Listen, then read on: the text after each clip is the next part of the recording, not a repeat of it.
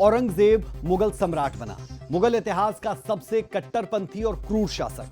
1658 से 1707 तक औरंगजेब ने करीब 50 साल तक भारत पर शासन किया और इस दौरान धार्मिक असहिष्णुता चरम पर रही।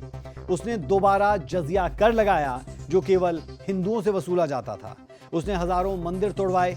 औरंगजेब पर आरोप है कि उसने काशी विश्वनाथ को ढहाकर वहां ज्ञान व्यापी मस्जिद बना दी। मथुरा में केशव देव मंदिर को ध्वस्त कर वहां शाही ईदगाह मस्जिद बनवा दी। औरंगजेब ने सोमनाथ मंदिर को भी नुकसान पहुंचाया था। मंदिर तोड़े गए और उनके ऊपर सुपर इम्पोजिशन हुआ मस्जिद का। वो एक तो लूट उनका मकसद था, क्योंकि मंदिर में बहुत सोना और बहुत संपत्ति थी, वो लूट उनका मकसद था। और दूसरा मकसद था अपने आप को पावरफुल शासक घोषित करना या पावरफुल घोषित करना। वो औरंगजेब ही था जिसने सिखों के गुरु तेग बहादुर जी को दिल्ली के चांदनी चौक में खुलेआम सिर काटकर शहीद किया था, क्योंकि उन्होंने कश्मीरी पंडितों के धर्म की रक्षा की थी। औरंगजेब ने मराठा छत्रपति शिवाजी महाराज को धोखे से बुलाया, कैद किया और कई मराठों को खत्म कर दिया। औरंगजेब की फौज ने शिवाजी के बेटे संभाजी और उनके मंत्री कवि कलश को पकड़कर 40 दिन तक उन पर यातनाओं की इंतहा की थी, जिसमें गरम सलाखों से उन्हें दागा गया था, नाखून उखाड़ दिए गए थे और उन्हें अंधा तक कर दिया गया था। औरंगजेब ने संभाजी को धर्म बदलने का ऑप्शन दिया था, लेकिन जब उनकी यातनाओं का कोई असर मराठा वीर पर नहीं हुआ तो उसने दोनों का सिर काटकर शव को बहा दिया ताकि उनका सम्मानजनक अंतिम संस्कार भी ना हो सके।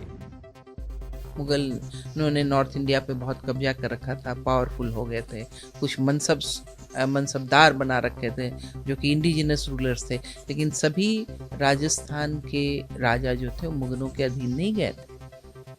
हम उन्हीं राजाओं के बारे में बात करें जो मुगलों के अधीन गए, जिन्होंने मनसब को चुना।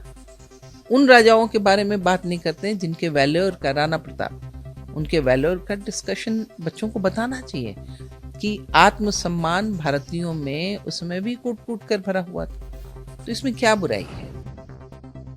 क्रूर औरंगजेब के ऐसे एक नहीं कई किस्से थे। जबरन धर्मांतरण उसके शासनकाल में सबसे ज्यादा हुआ। औरंगजेब का शासन भारत के इतिहास में धार्मिक एकता और भाईचारे के लिए सबसे बुरा समय था। 1681 से लेकर 1705 तक औरंगजेब मराठा, बीजापुर, गोलकुंडा और कर्नाटक में लगातार अभियान चलाता रहा। उसने इस युद्ध में अरबों का खजाना झोंक दिया, हजारों गांव जला दिए, लेकिन साम्राज्य को जीत की बजाय दिवालियापन करने की तरफ ले गया।